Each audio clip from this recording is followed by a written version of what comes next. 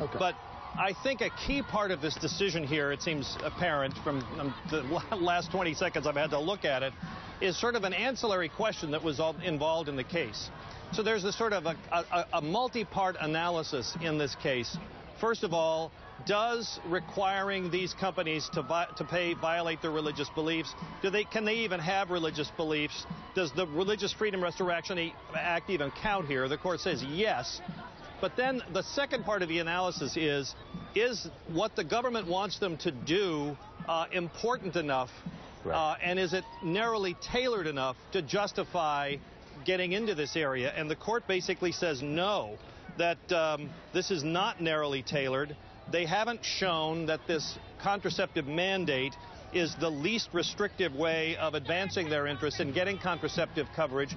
Justice Kennedy says in his opinion here, in his concurrence, that the government could pay for this care, which is a similar thing to what is done in the case of religious affiliated organizations, which are exempt from this. The government does pay for the coverage there. Justice Kennedy made this same point during oral argument, so I guess it's no surprise that this is his position in this ruling.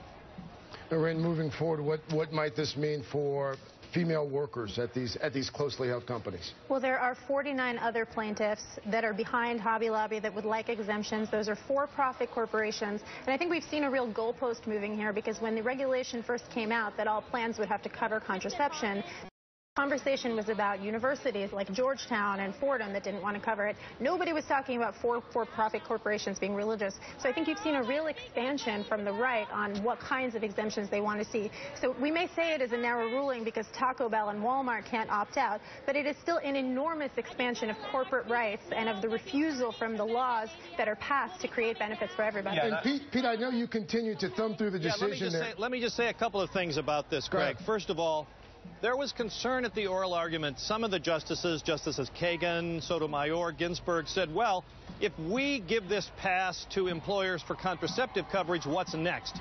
Could an employer say for religious purposes they don't want to pay for vaccinations or blood transfusions? The court goes out of its way to try to make this decision as narrow as possible. It specifically says this decision concerns only the contraceptive mandate, and nobody should understand it as to apply to other insurance mandates like blood transfusions or vaccine.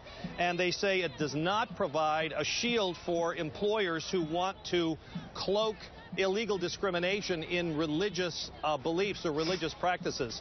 So they could not have cut this any more narrowly, and they're trying to anticipate the criticism, obviously, that come up during the oral argument and since then, which is if you open this door, then could an employer say, well, we're not going to serve gays and lesbians, right, we don't want to bake cakes for Muslims, whatever.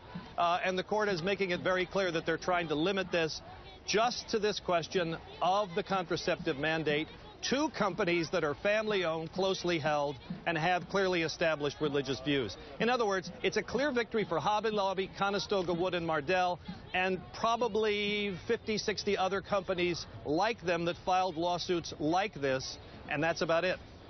Yeah, I think Pete's hitting on a very important point as people try to understand case, which is the case comes up from those challenging the law. They're challenging certain things in their context, and the court here in the type of ruling we're seeing is saying this is for these kind of companies, not publicly held companies, and not for every exemption that you could think of under the law, but rather the very specific religiously based contraceptive concerns. Having said that, the larger doctrinal implication here is potentially significant, Craig, and that is for the first time the court is going and taking the First Amendment rights that we've seen long established for certain corporate entities and extending them to the religious idea, to the idea that a company's owners in this closely held structure can now say, well, we are a religious company. What does that mean, and how will that unfold over time? And will larger companies want to get in that game? We just don't know. Some would argue from a business perspective there's now an incentive for certain companies to be religious companies. Do you read this then as the High Court saying essentially